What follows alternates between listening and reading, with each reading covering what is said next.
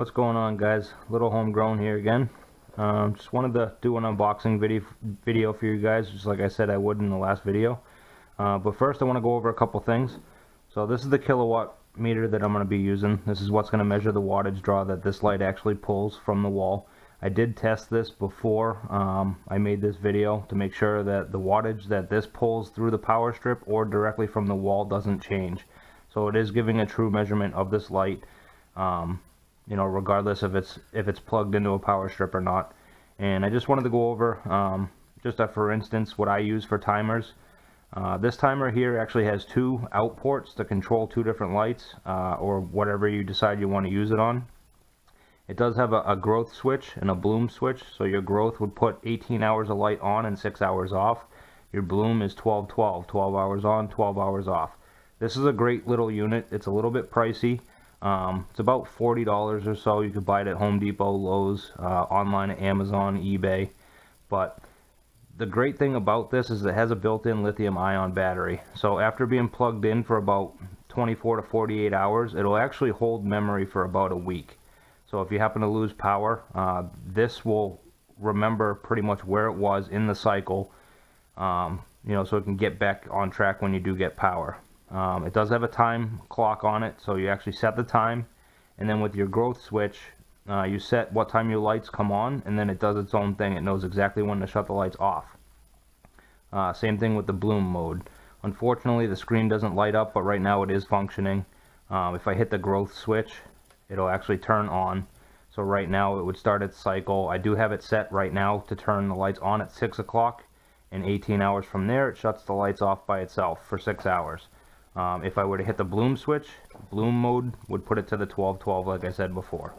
So this is a great little light. Like I said, if you unplug it and you lose power, right now, I don't know if you can see that, but it is still functioning. It's made by Blueprint Easy Grow. You know, maximum wattage is 1875 watts. This will function to pull power through. So power lights or whatever you might have using this for as far as systems are concerned. It pulls a maximum of 15 amps, so that's actually pretty good, especially for a timer. I'm not really a fan of mechanical timers. They're just kind of a pain to use, so this is why I went with the more expensive option. There are cheaper ones out there, but this timer is definitely a great timer that I think, you know, a great timer to use.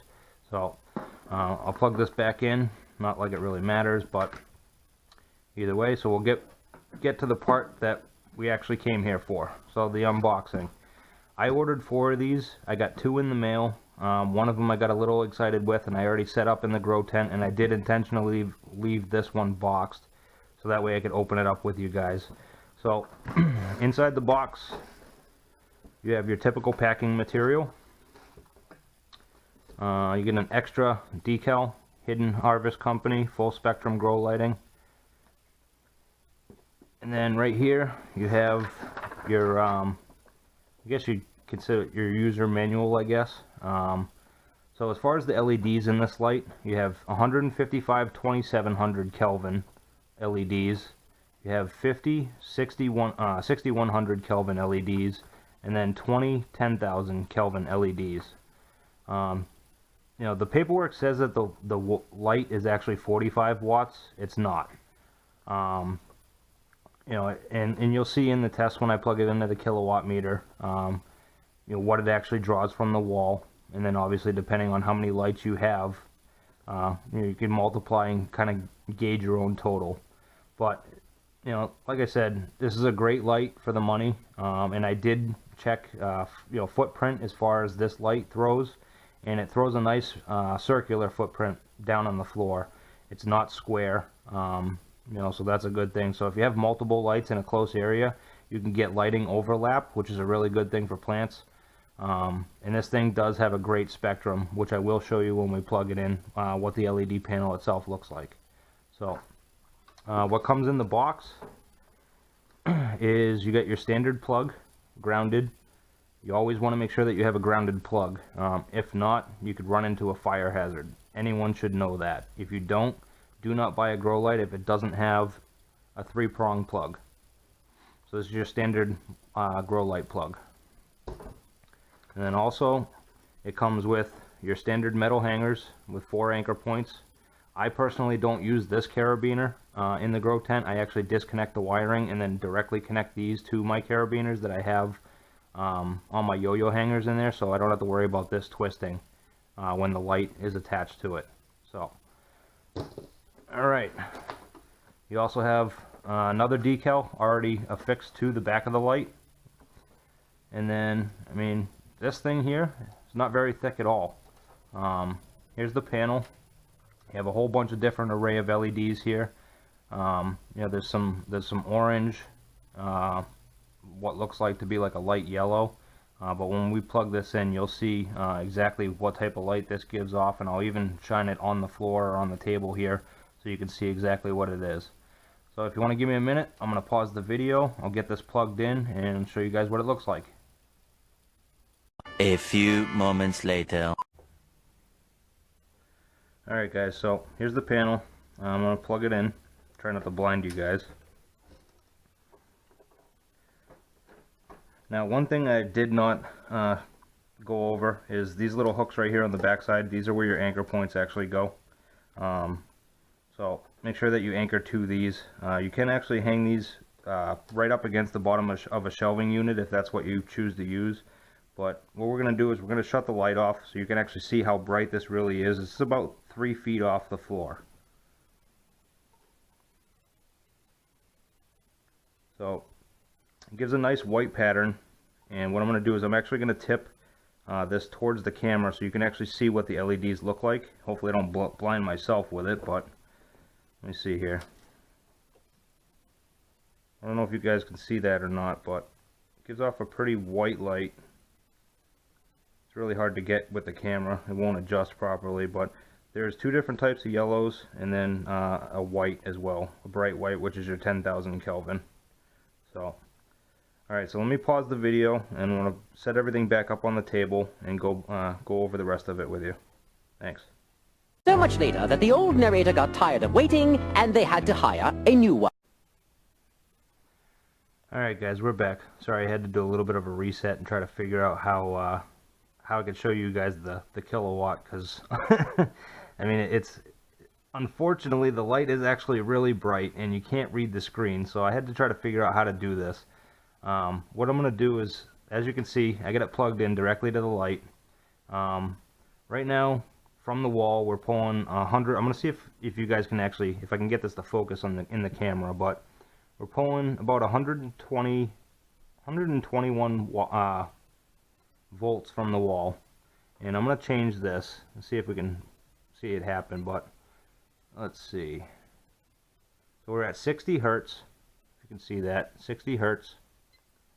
So it's 35.5 volts, and right there, so there's the number that everyone wants to know. You're actually pulling 34.5 watts from the wall. That's what this light is actually drawing. 34.5 watts.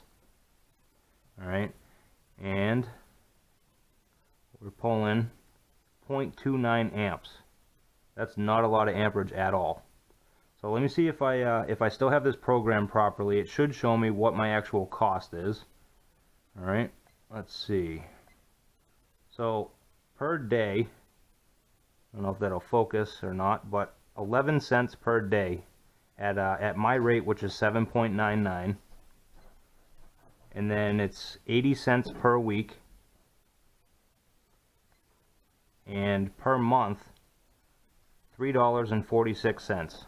So that's not a lot of money at all to run this light for a month, and obviously that's assuming that this light's on 24 hours a day.